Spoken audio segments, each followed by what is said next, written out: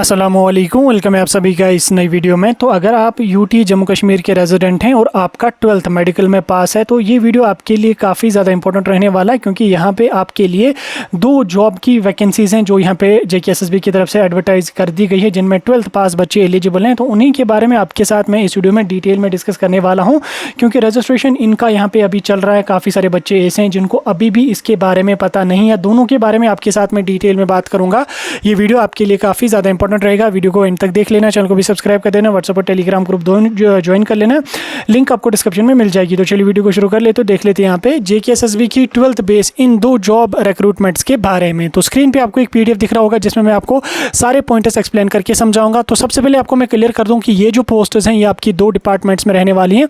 एक आपका health and medical education department है, दूसरा आपका यहाँ पे होम डिपार्टमेंट है। Health and medical education department की अगर हम बात करेंगे, इधर आपको नर्सिंग एड की रिक्रूटमेंट है, जिसकी यहाँ पे ग्रेड 3 की पोस्ट हैं, 12th पास में एलिजिबल है। अभी आगे चल के डिटेल में हम जानने की कोशिश करेंगे।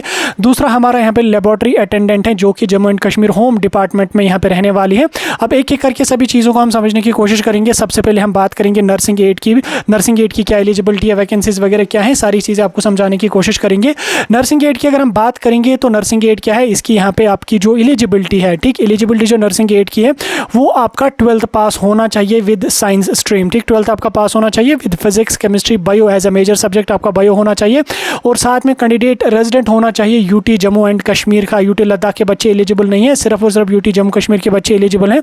तो अगर आपका 12th साइंस स्ट्रीम से पास है और आप यूटी जम्मू कश्मीर के रेजिडेंट है और आपका एज 18 है, मिनिमम आपका एज 18 है, तो आप इस पोस्ट के लिए यहाँ पे एलिजिबल है। टोटल वैकेंसीज की अगर हम बात करेंगे तो टोटल यहाँ पे 31 वैकेंसीज को JKSSB ने एडवर्टाइज किया है। Health and medical education department की रिक्रूटमेंट नोटिफिकेशन में 631 टोटल पोस्ट्स आई हैं, और उनमें बहुत सारे डिपार्टमेंट्स में हैं, जैसे फार्मेसी में है, पैरामेडिकल में है, मेडिकल की फील्ड की है, नर्सिंग फील्ड की कुछ वैकेंसीज हैं, और उन्हीं में यहाँ पे 31 पोस्टर्स जो हमारी हैं वो नर्सिंग एड की हैं। ठीक, इसमें आपका 12th पास होना चाहिए, तो आप यहाँ पे जा सकते हैं। तो इसमें अगर हम बात करेंगे जॉब लोकेशन की, तो जो आपकी पोस्टिंग वगैरह होगी उसको मैं थोड़ा सा समझाने की कोशिश करूँगा। देखो, ये जो आपकी नर्सिंग एड की रिक्रूट पोस्ट रहेगी, आपका जब इंशाल्लाह इसमें सिलेक्शन हो जाएगा तो आपको जो जॉब करनी होगी वो आपको करनी होगी सिकिमसोरा में ही। ठीक, सिकिमसोरा में आपको नर्सिंग एड जॉब करना होगा, बाकी हॉस्पिटल्स में नहीं होगा, सिर्फ और सिर्फ आपका सिकिमसोरा में यहाँ पे आपकी पोस्टिंग होगी। वर्क प्रोफाइल की अगर हम बात करेंगे, बहुत सारे बच्चे पिछली वीडियो में कमेंट कर रहे थे कि नर्सिंग एड का क्या काम होता है, क्या नर्सिंग एड का काम सफाई करना होता है, वॉशरूम साफ करना होता है, या कोई और काम होता है।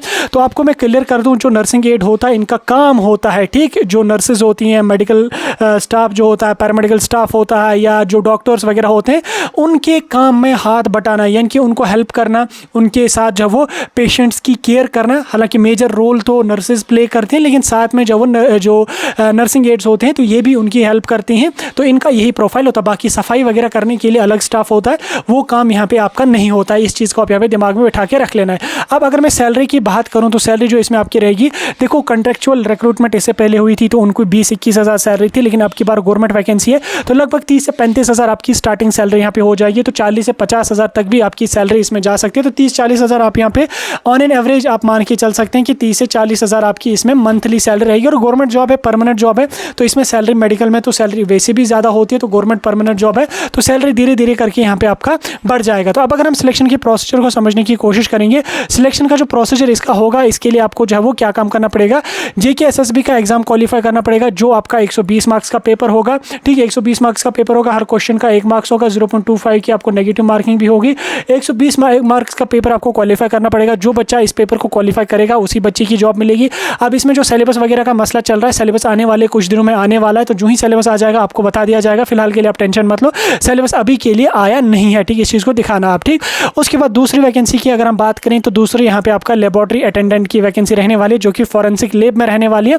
इसमें जो एलिजिबिलिटी आपका है, इसमें एलिजिबिलिटी आपका ये है कि आपका 10+2 पास होना चाहिए विद मैथमेटिक्स या बायो। ठीक, साइंस से आपका पास होना चाहिए, फिर आपका मैथमेटिक्स मेजर सब्जेक्ट था या आपका बायो आपका मेजर सब्जेक्ट था, तो आप इसके लिए एलिजिबल और डोमिसाइल यूटी जम्मू कश्मीर का बच्चा रेजिडेंट होना चाहिए। वैकेंसीज की अगर हम बात करेंगे तो टोटल वैकेंसीज इसमें यहाँ पे हमारी जो वो 32 वैकेंसीज यहाँ पे रहने वाली है। तो 32 वैकेंसीज यहाँ पे आई है इसमें। तो इसको यहाँ पे आप देख सकते हो। उसके बाद जॉब लोकेशन की अगर हम बात करेंगे तो इसकी आपको जम्मू कश्मीर में ही इसकी जॉब होगी। और उसके बाद आप यहाँ पे देख सकते हो जो वर्क प्रोफाइल इसका होता है वो होता है जो मेडिकल लैब्स वगैरह होती है, फॉरेंसिक लैब्स होती है, उनकी केयर करना, वहाँ पे ध्यान वगैरह रख लेना। एक तो चपरासी होता है वो अलग होता है, तो ये लोग अलग होते हैं, ठीक है। उसके बाद पे स्केल की अगर हम बात करेंगे लगभग 30 से 40 हज़ार आपको इसमें सैलरी यहाँ पे रहेगी। सिलेक्शन की प्रोसीजर की अगर हम बात करेंगे तो इसमें आपको रिटन एग्जाम होगा जो आपका 12th लेवल का पेपर होगा, जिसमें आपका जनरल साइंस का कुछ पोर्शन रहेगा, जनरल अवेयरनेस का होगा, मैथमेटिक्स का होगा, रीजनिंग होगी, इंग्लिश होगी, कंप्यूटर एप्लीकेशंस होगा। इसका सिलेबस ऑलरेडी आ चुका है, जिस पे मैंने ऑलरेडी एक डिटेल्ड वीडियो 10 मिनट का अपलोड करा है, एक बार जाके उसको चेकआउट कर लेना, आपको समझ आ जाएगा। रजिस्ट्रेशन की अगर हम बात करेंगे, रजिस्ट्रेशन जो आपका है वो यहाँ पे 4 अगस्त से स्टार्ट हो चुका है। 2 सितंबर तक आप अपना फॉर्म यहाँ पे भर सकते हैं। 18 से 40 साल तक की आपकी अगर एज है तो आप इन पोस्ट्स के लिए यहाँ पे इजीली अप्लाई कर सकते हैं, इजीली आप एलिजिबल यहाँ पे हैं। तो जो 12th पास हैं, जो एज क्राइटेरिया में फॉलो करते हैं, क्वालिफिकेशन के क्राइटेरिया में फॉलो करते हैं, तो जरूर इसके लिए अप्लाई करना। लेबोरेटरी अटेंडेंट का सिलेबस आ चुका है, नर्सिंग गेट का सिलेबस आने वाले दिनों में आने वाला है, तो जो ही आ जाएगा आपको इन्फॉर्म किया जाएगा। फिलहाल के लिए कोई डाउट होगा कमेंट्स में पूछ सकते हैं।